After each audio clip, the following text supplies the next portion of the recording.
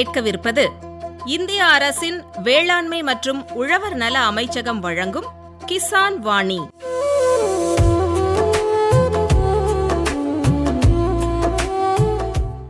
இது உழவர்களுக்கான வேளாண் வானொலி.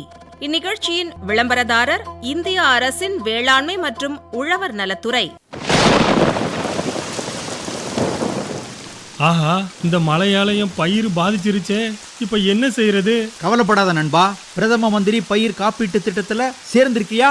ஆமா, சேர்ந்திருக்கேன். PMFBY பாலிசி மூலமா இழப்புக்கு நிதி கிடைக்கும்னு நம்பிக்கையா இருக்கேன்.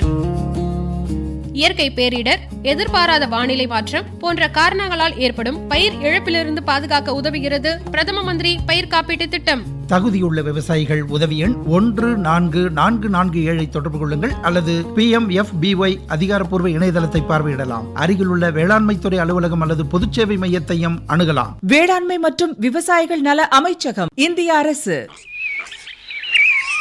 ஏவள்ளி, ஏதாச்சும் வேலையா இருக்கியா என்ன? வா செல்வி, இதோ இந்த திண்ணைய பாரேன், எப்படி தூசும் தும்புமா இருக்கு. அதான் இத கொஞ்சம் சுத்தம் பண்ணிட்டு இருக்கேன். எதுக்கு கேக்குற? இங்க கழனி விஷயமா நம்ம வேளாண் அலுவலகம் போயிருந்தேன். இன்னைக்கு அங்க சிறப்பு கூட்டம் இருக்குன்னு எழுதி வச்சிருந்தாங்க. அப்ப கூட்டத்துக்கு போக தான் என்ன துணைக்கு கூப்பிட வந்திருக்கியா? நம்ம ஊர்ல எங்கேயும் போக இந்த செல்விக்கு துணை தேவையில்லை. இன்னைக்கு கூட்டத்துல மீனை வளர்க்குறவங்க லாபம் பார்க்குற வழிமுறைகளையும் எடுத்து சொல்ல போறாங்களாம். நீங்க தான் மீன் வளர்ப்பு செஞ்சுக்கிட்டு இருக்கீங்களே, உங்களுக்கும் உதவியா இருக்குமேன்னு உனக்கு கூப்பிட்டுட்டு போக வந்தேன். அட செல்வி, இத வந்த உடனே சொல்லியிருக்கலாம்ல. இதோ இப்பவே வீட்டையும் பூட்டிட்டு மச்சானுக்கும் தகவலை சொல்லிட்டு வந்துடுறேன்.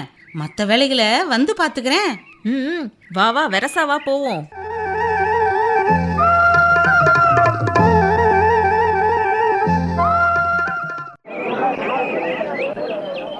பரவாயில்ல, வேக வேகமா வந்ததால கூட்டத்துக்கு சரியான நேரத்துக்கு வர முடிஞ்சது. வள்ளி, இங்க கவனி. மீன் கழிவுகளை செல்வமாக மாத்துற வழிமுறைகளை தமிழ்நாடு டாக்டர் J. ஜெயலலிதா மீன்வள பல்கலைக்கழக உதவி பேராசிரியர் முனைவர் லா. வினோத்குமார் அவங்க எடுத்து சொல்ல போறாங்க. விவரங்களை கவனமா கேட்டுக்க.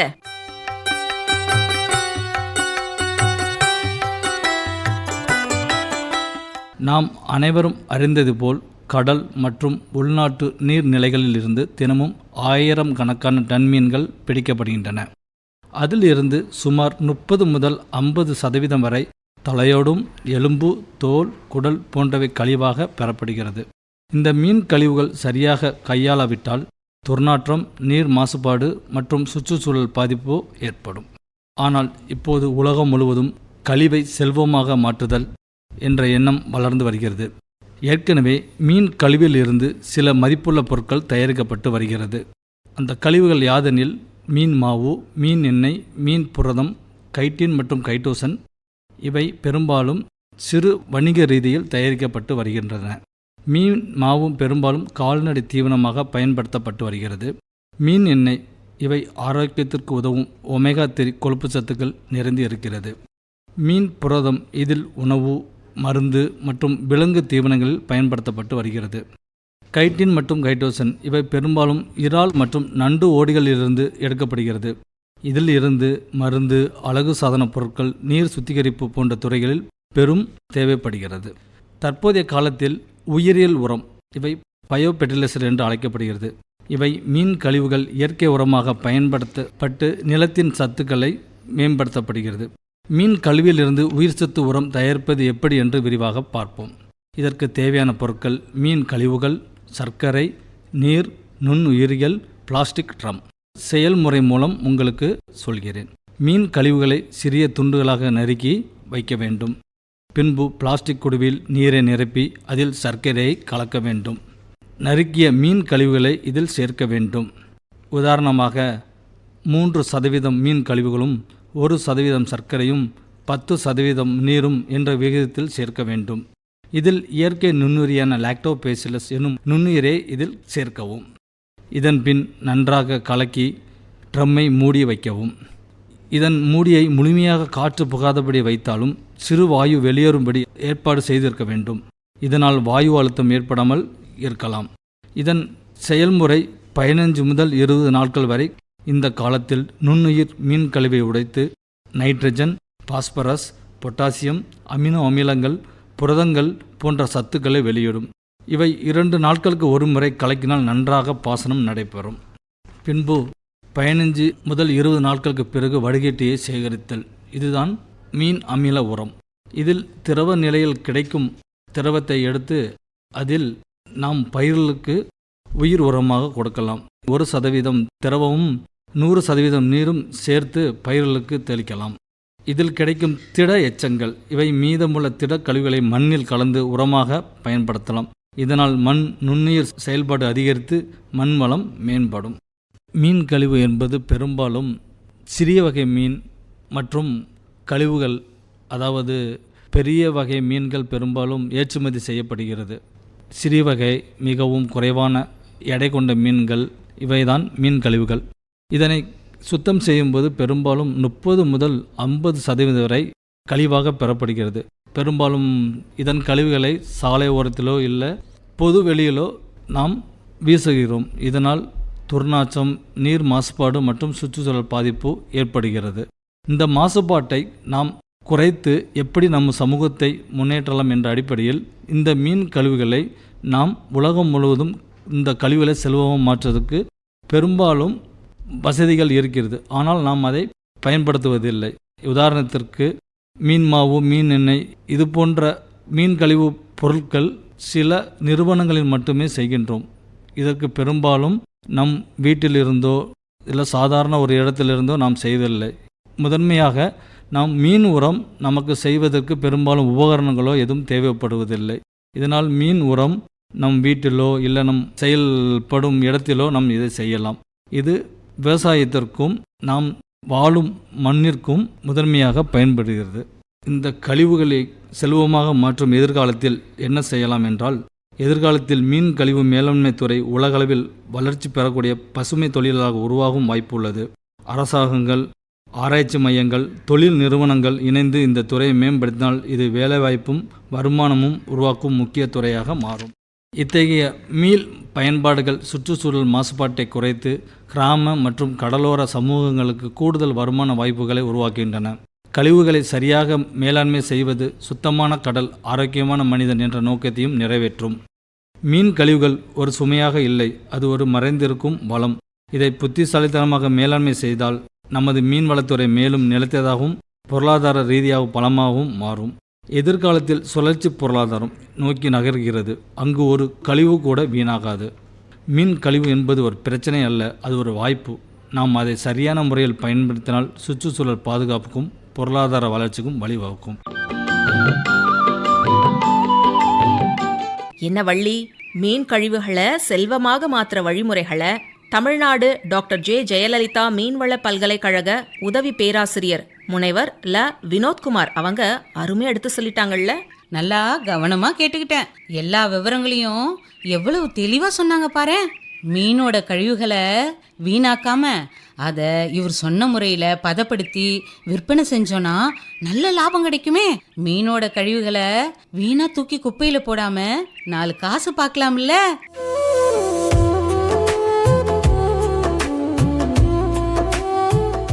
செல்வி, அடுத்து நம்ம என்ன விவரம் தெரிஞ்சுக்க போறோம்? விதைப்பு காலமும் விதை தேர்வும் பத்தின விவரங்களை நீலகிரி மாவட்ட விதை சான்றளிப்பு மற்றும் அங்கக சான்றளிப்பு துறை விதை ஆய்வாளர் எம் ரமேஷ் அவங்க எடுத்து சொல்ல போறாங்க. விதைப்பு காலம் அப்படிங்கிறது எல்லா விவசாயிகளுக்கும் தெரியும். விதை தேர்வு, எந்தெந்த பருவத்திற்கு என்ன பயிர்கள் போடணும் அப்படிங்கிற விஷயமும் தெரியும். ஆனால் இப்போத்த சினாரியோ டிஃப்ரெண்ட்டாக இருக்குது. ஸோ இந்த ஒரு சினாரியோவை நம்ம அனுசரித்து எப்படி விதை தேர்வு செய்யணும், எந்த மாதிரி பயிர்கள் நம்ம சாகுபடி செஞ்சால் நல்ல லாபம் ஈட்டலாம். நான் முதல்ல உங்ககிட்ட கேட்கணும்னு நினைக்கிற விஷயம், இந்த வருடத்தை பொறுத்த வரைக்கும் பருவ காலங்கள் எப்படி இருக்குது அப்படிங்கிற விஷயத்தை பற்றி நம்ம பேசலாம். சரிங்க. முதலாவதாக இந்த நிகழ்வை கேட்டுக்கொண்டிருக்கும் அனைத்து விவசாயிகளுக்கும் என்னுடைய வணக்கத்தை தெரிவித்துக் கொள்கிறேன். முதலாவதாக இந்த விதைப்பு காலமும் விதை தேர்வும் என்பது ரொம்ப ரொம்ப முக்கியமானதுங்க. ஏன்னா நம்மளுடைய விவசாய முறைகள்லேயே இடுபொருள்கள்னு சொல்லக்கூடிய இந்த விதைகள் ரொம்ப ரொம்ப முக்கியமாக பங்கேற்குது. சரியான விதைகளையும் சரியான பயிர்களையும் தேர்வு செய்தால் மட்டும்தான் அந்த முழு பயிர்காலமும் சிறப்பாக அமையும். அதுவும் இந்த முறை பார்த்திங்கன்னா நம்மளுடைய நீலகிரி மாவட்டத்தை பொறுத்தளவு 4 வட்டாரங்கள் இருக்குது. உதகை, குன்னூர், கோத்தகிரி, கூடலூர் 4 வட்டாரம் இருக்குது. ஜூன், ஜூலை, ஆகஸ்ட், செப்டம்பர் இந்த சீசன் அதை காரிஃப் பருவம்னு சொல்லுவோம். இந்த பட்டம் தான் வந்துட்டு நடவுக்கு நிறைய பேர் பயன்படுத்துகிற பருவம். இந்த பருவத்தில் பொதுவாக பார்த்தீங்கன்னா கேரட்டு, உருளைக்கிழங்கு, பூண்டு, பீட்ரூட்டு, முள்ளங்கி, டர்னிப், இந்த மாதிரி நிறைய வெஜிடபிள், அதாவது எல்லாமே காய்கறி பயிர்கள் தான். மலை காய்கறிகள் சொல்லக்கூடிய ஹை வேல்யூ வெஜிடபிள்ஸ் தான் பொதுவாக வந்து எல்லாம் கல்டிவேஷன் பண்ணுவாங்க. தென்மேற்கு பருவமழை வந்துட்டு இந்த பருவத்தில் வந்துட்டு இருக்கிறதுனால அந்த மலை நோக்கி விவசாயம் பண்ணுறவங்க நிறைய பேர் இருப்பாங்க. இப்போ பார்த்தீங்கன்னா எல்னினோ சொல்லக்கூடிய அந்த ஒரு பிரச்சனையை சந்தித்து கொண்டு இருக்கிற காலத்தில் மழையினுடைய அளவும் வந்து குறைவாக இருப்பதுனால நம்ம போன வருஷம் என்ன பண்ணோமோ அது முந்தின வருஷம் என்ன பண்ணோமோ அதே மாதிரி இந்த வருஷமும் நம்ம வந்து மழை நோக்கியோ நீர் இருந்து நம்ம பண்ண முடியாது. ஏன்னா நீரினுடைய அளவு வந்து கம்மியாகிறதுனால நீரை சார்ந்து இருக்கக்கூடிய விவசாய பயிர்கள் நம்ம வந்து தேர்ந்தெடுப்பதை விட ஓரளவுக்கு குறைந்த நீரை வைத்து கூட நம்மளால் பண்ண முடியுன்றக்கூடிய விவசாய பயிர்களை வந்து நம்ம தேர்ந்தெடுத்துக்கணும். அதில் பார்த்தீங்கன்னா கேரட்டு, கிழங்கு, பூண்டு, பீட்ரூட் இதில் பார்த்தீங்கன்னா நீர் வந்து நிறைய வேணுங்க.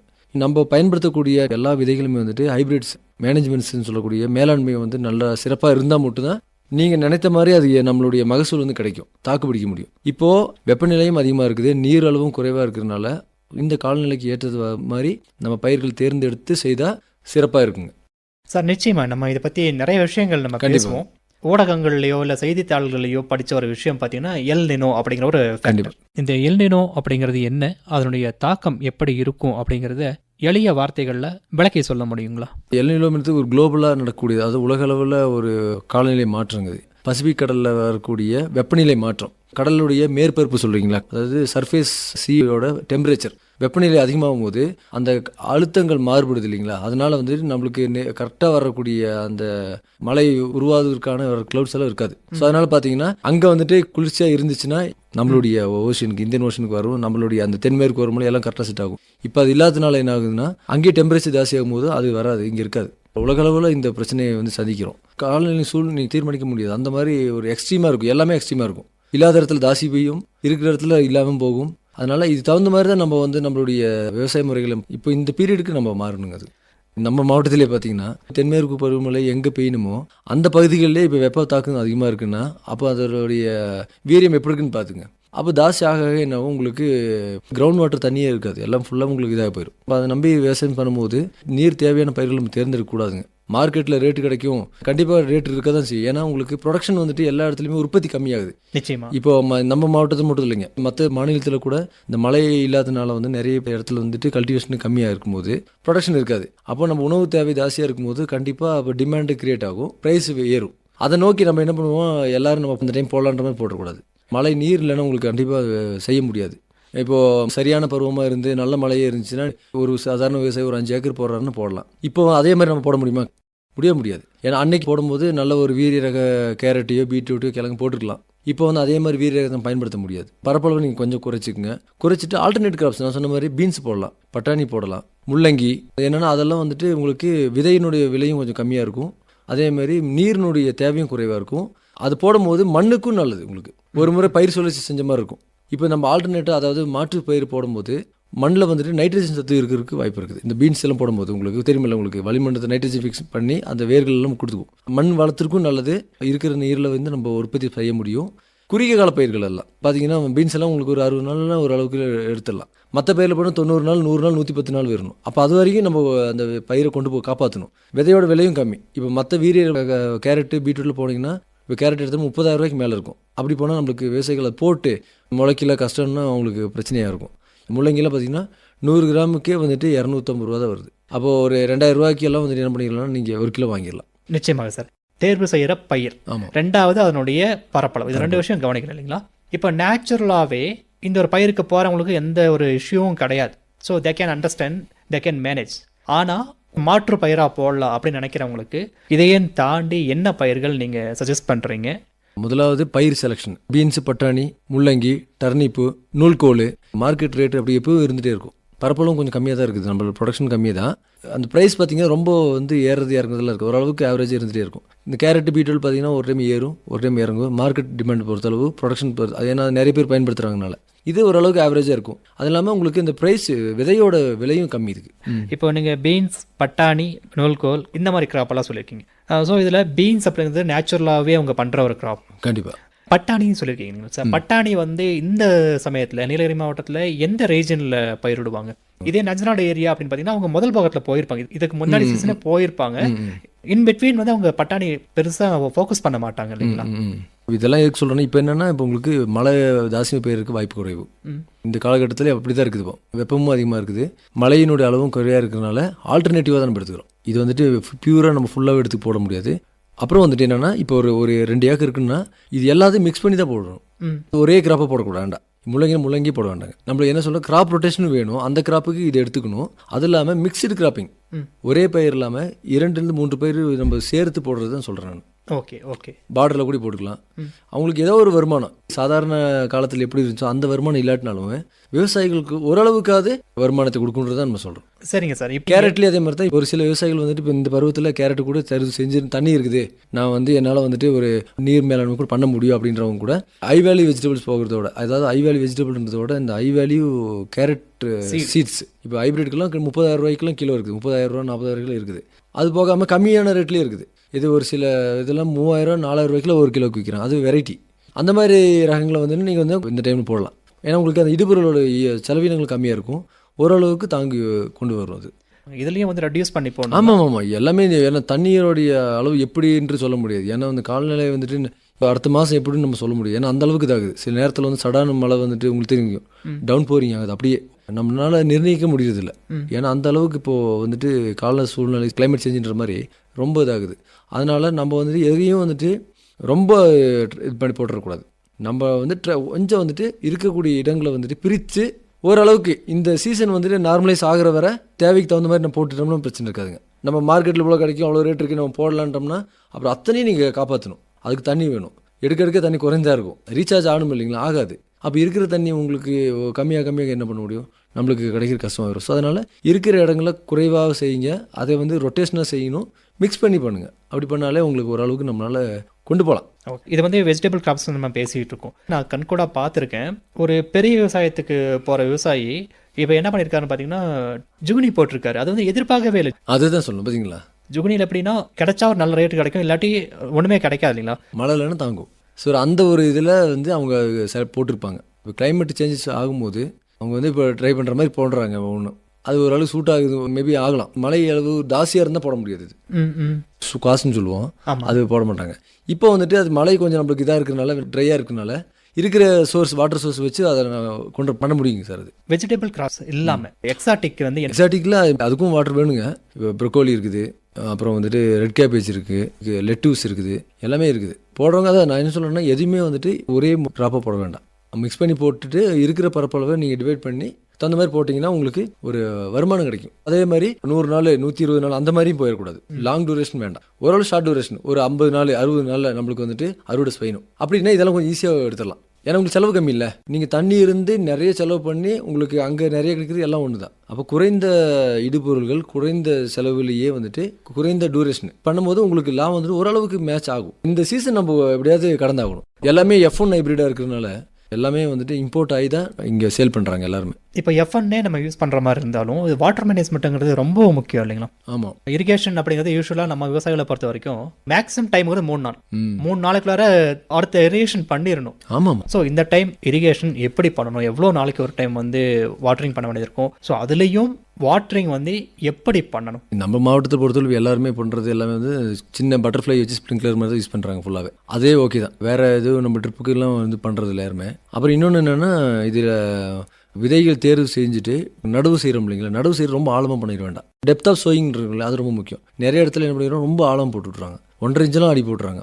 ஒரு இடம் வந்து ஹீட்டாக இருக்குது, அந்த இடத்துல தண்ணி பாய்ச்சினா என்ன ஆகும், அந்த ஸ்டீம் மாதிரி வரும். அந்த ஸ்டீம் மாதிரி வரும்போது என்ன ஆகும்னா, அந்த முளைப்பு ஸ்டார்ட் ஆகும்போது அந்த ஸ்டீம் அடிபடுச்சுன்னா அப்படியே கருகிடும். அதனால சரியான அளவில் நடவு செஞ்சாலே வந்துட்டு முதல் இரிகேஷன்லேயே ஓரளவுக்கு அது செட் ஆகும். அடுத்த செகண்ட் இரிகேஷனில் இதாகும்போது ஓரளவுக்கு எல்லாம் அது ஸ்டார்ட் ஆயிரும். அப்போ நம்ம காப்பாற்றலாம். ஸோ அதனால தான் நிறைய இடத்துல உங்களுக்கு பார்த்தீங்கன்னா ஜெர்மினேஷன் ஒரு மாதிரி கம்ப்ளைண்ட்னு சொல்லுவாங்க.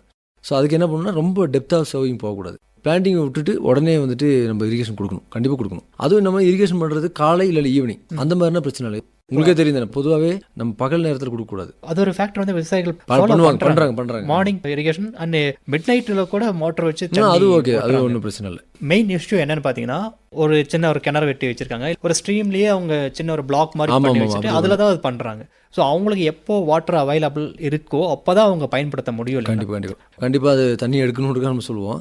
பட் அந்த வெப்பநிலையில் வந்துட்டு அந்த சாயில் டெம்பரேச்சர் உங்களுக்கு ஜாஸ்தியாக இருக்கும். மேலே சர்ஃபேஸ் சொல்கிறீங்களா, மேல்நிலை சாயில் வந்து ரொம்ப ஹீட்டாக இருக்கும்போது நம்ம தண்ணி விட்டோம்னா உடனே ஸ்டீம் மாதிரி ஆகும். அதனால தான் பொதுவாகவே எந்த பயிர்களுக்கும் வந்துட்டு அந்த நீர்ப்பாசனன்றது அந்த மாதிரி இருந்தால் சரியாகாது. இப்போ நம்ம எல்லாம் ஸ்ப்ரிங்க்லர் தான் போடுறோம்.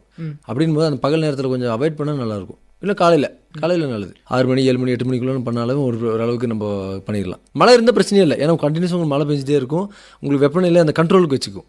இப்போ மழை இல்லாமல் போது டைரெக்டாக சன்லைட் அடிக்கும் போது உங்களுக்கு என்ன டெம்பரேச்சர் இன்க்ரீஸ் ஆகும். ஸோ அந்த நேரத்தில் நம்ம இது நீர் பாய்ச்சும் போது ஹீட் தான் ஆகும், கண்டிப்பாக ஆகும். ஓகே, ஸோ அதை கொஞ்சம் அவங்க மேனேஜ்மெண்ட்டில் சரி செஞ்சுட்டாங்கன்னா ஓரளவுக்கு நம்ம பண்ணிக்கலாங்க. மஞ்சூர், ஊட்டி, கூடலூர் இந்த ஏரியா ஃபுல்லாக பார்த்தீங்கன்னா நம்மளுடைய தென்மேற்கு பருவமழை நம்பி தான் இருப்பாங்க. ஏன்னா அது இந்த கேரளா ஒட்டி இருக்கிறனால எல்லாம் ஃபுல்லாகவே அந்த மலையை நோக்கி தான் பயிர் செய்வாங்க. அது ஃபுல்லாகவே உங்களுக்கு இல்லைன்னும் போது ஆல்டர்னேட் கிராப்ஸ் தான் போய் ஆகணும். Alternate crops with low duration crop. நம்மளுக்கு இப்போ தென்மேற்கு பருவமழை முடியுது எப்போ, செப்டம்பர் கடைசி வரை வரணும். ஆகஸ்ட் செப்டம்பர் 2 மாதமும் நீங்கள் தாக்கு பிடிச்சாகணும். வேஸ்ட் ஆகும். ஆமாங்க. அப்படின் போது நம்ம லாங் டூரேஷன் போட்டோம்னா நம்மளால் கண்ட்ரோல் பண்ண முடியாது, நம்ம காப்பாற்ற முடியாது. அதனால் ஷார்ட் டூரேஷன் கிராப்ஸ் தான் இப்போதைக்கு பண்ண முடியும், வேறு எதுவும் பண்ண முடியாது. ஏன்னா நீர் இல்லாமல் நம்ம ஒன்றும் செய்ய முடியாது. இந்த சீசனில் நோய்களுடைய தாக்குதல் வந்து எப்படி இருக்கும்? வைரஸ் டிசீஸ்லாம் வெப்பம் இருந்து ஜாஸ்தியாகும். அதனுடைய அந்த ஒயிட் ஃப்ளை சொல்கிறீங்களா, அந்த வைரஸை ஒரு இடத்துலேருந்து இன்னொரு இடத்துக்கு கடத்தக்கூடிய அந்த கடத்திகள் சொல்லுவோம், வெக்டார் சொல்லுவோம். வெக்டாருடைய அந்த பாப்புலேஷன் ஜாஸ்தியாக இருக்கும் வெயில் காலத்தில். அதை நம்ம வெக்டாரை கண்ட்ரோல் பண்ணுவோம். வெக்டார் கண்ட்ரோல் பண்ணாலே உங்களுக்கு அந்த வைரஸ் நோய் தாக்குதலை கட்டுப்படுத்த முடியும். கிளைமேட் சேஞ்ச் டைமில் இதுவும் ஒரு பிரச்சனையாகும். பூச்சி நோய் தாக்கணும் ஜாஸ்தியாக இருக்கும், சில இடத்துல கம்மியாகவும் ஆகும். இப்போ பொதுவாக அந்த மழை காலத்தில் என்ன நோய் இருக்கோ அது கம்மியாகும் இந்த டைமில். இப்போ ஃபார் எக்ஸாம்பிள் பார்த்தீங்கன்னா இப்போ இந்த இதில் வேரல்கள் இருக்கு இல்லைங்களா, அதெல்லாம் கம்மியாகும். ஏன்னா மழை தண்ணி கம்மியாக இருக்குல்ல, அதனால அது கம்மியாகும். மற்ற நோய்கள்லாம் வந்துட்டு சில நேரம் வாடல் நோய் இந்த மாதிரிலாம் கொஞ்சம் ஜாஸ்தியாகும். முடிந்த அளவு இந்த விவசாயிகள் அனைவரும் வந்துட்டு தோட்டக்கலைத்துறை அலுவலர்களை தொடர்பு கொண்டு என்ன நோய் இருக்கோ நீங்கள் முன்கூட்டியே ஆலோசனை பெற்று நீங்கள் செஞ்சுட்டா நல்லா இருக்கும், காப்பாற்றிடலாம், ஒன்றும் பிரச்சனை இல்லாமல்.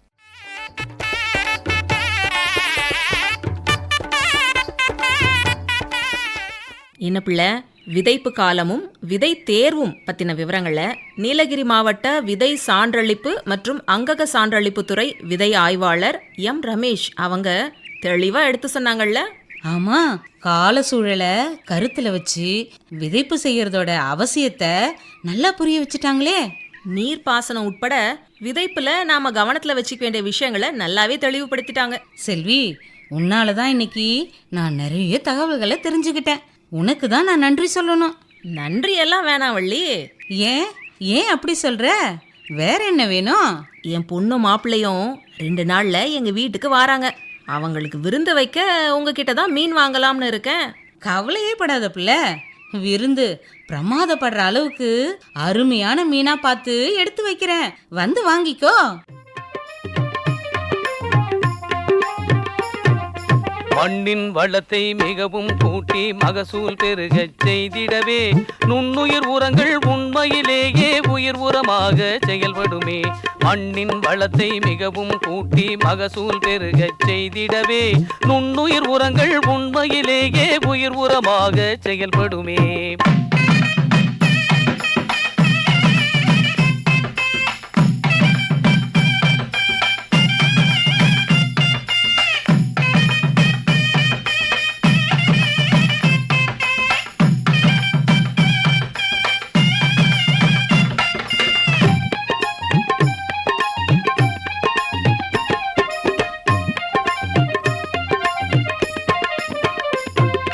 பண்ணையில் தழைச்சத்து உரச்செலவை பாதிக்கு பாதியாய் குறைத்திடுமே. பண்ணையில் தழைச்சத்து உரச்செலவை பாதிக்கு பாதியாய் குறைத்திடுமே. பயிர் வளர்ச்சியில் பூச்சி தாக்காம பாதுகாப்பு பலன் தந்திடுமே. பயிர் வளர்ச்சியில் பூச்சி தாக்காம பாதுகாத்து பலன் தந்திடுமே. மண்ணின் வளத்தை மிகவும் கூட்டி மகசூல் பெருகச் செய்திடவே நுண்ணுயிர் உரங்கள் உண்மையிலேயே உயிர் உரமாக செயல்படுமே. அன்பார்ந்த வேளாண் பெருமக்களே, மூக்குத்தி அவரை பற்றி தெரிந்து கொள்வோமா? சில காய்கறிகள் இயற்கை நமக்கு அளித்த பரிசாகும். அதில் மூக்குத்தி அவரையும் ஒன்று. இது குறைந்த செலவில் பயிரிடக்கூடிய கொடி காய்கறி பயிராகும். இதன் சத்துக்கள், மருத்துவ குணங்கள் மற்றும் சமூக வர்த்தக மதிப்பு ஆகியவற்றால் விவசாயிகளின் கவனத்தை ஈர்த்து வருகிறது. மூக்குத்தி அவரை ஓராண்டு கொடி வகை பயிராகும். இது 2 முதல் 3 மீட்டர் உயரம் வரை வளரும். இலை குச்சிகளில் ஒன்றுக்கும் மேற்பட்ட மலர் மொட்டுகள் காணப்படும். இவை இரவு நேரத்தில் மலரும். ஒரு பழத்தின் எடை பொதுவாக 2 முதல் 3 கிராம் வரை இருக்கும். ஒவ்வொரு பழத்தினுள்ளும் 2 முதல் 4 மென்மையான கருப்பு நிற விதைகள் இருக்கும். மூக்குத்தி அவரை பயிர் செய்ய 20 டிகிரி செல்சியஸ் முதல் 35 டிகிரி செல்சியஸ் வெப்பநிலை சிறந்ததாகும். அதிக வெப்பத்தை தாங்கும் தன்மை கொண்டதால் ஆண்டு முழுவதும் பயிரிடலாம். மூக்குத்தி அவரை அனைத்து மண் வகையிலும் நன்றாக வளரக்கூடிய பயிராகும். இருப்பினும் 6 முதல் 7.5 அமிலத்தன்மை உள்ள மண்ணில் நல்ல விளைச்சல் கிடைக்கும். நல்ல வடிகால் வசதி கொண்ட நிலமாக இருக்க வேண்டும். நிலத்தை இருமுறை ஆழமாக உழ வேண்டும். ஹெக்டருக்கு 10 டன் தொழு உரம் கலந்து உழ வேண்டும்.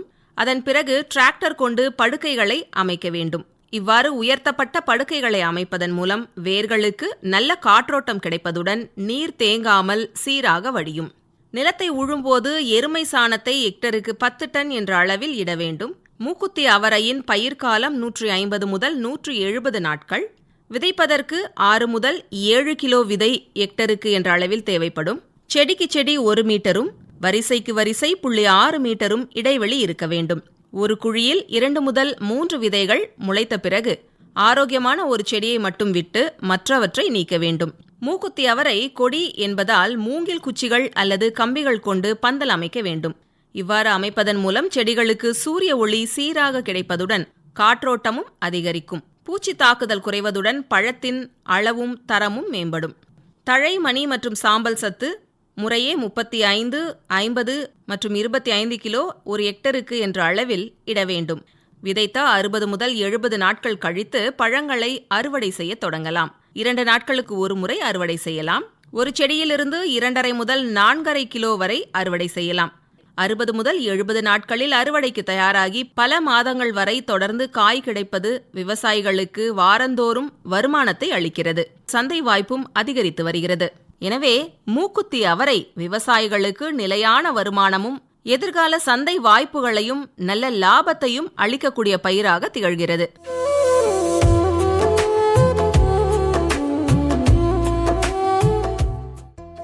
நேயர்கள் இதுவரை கேட்டது இந்திய அரசின் வேளாண்மை மற்றும் உழவர் நல அமைச்சகம் வழங்கிய கிசான் வாணி.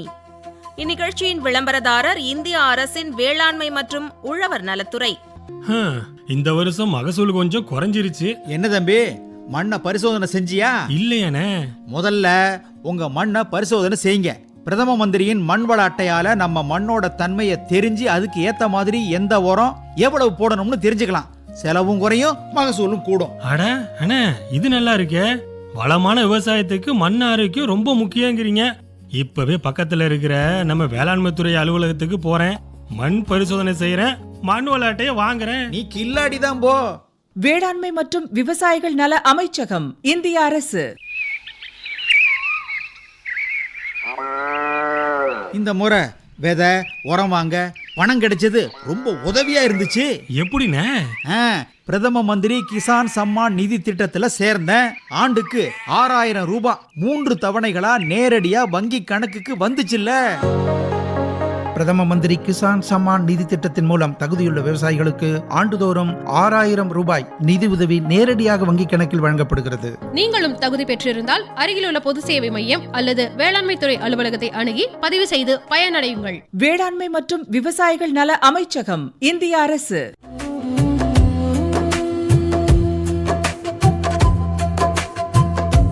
அமைப்பில் உதவி வி. உஷா.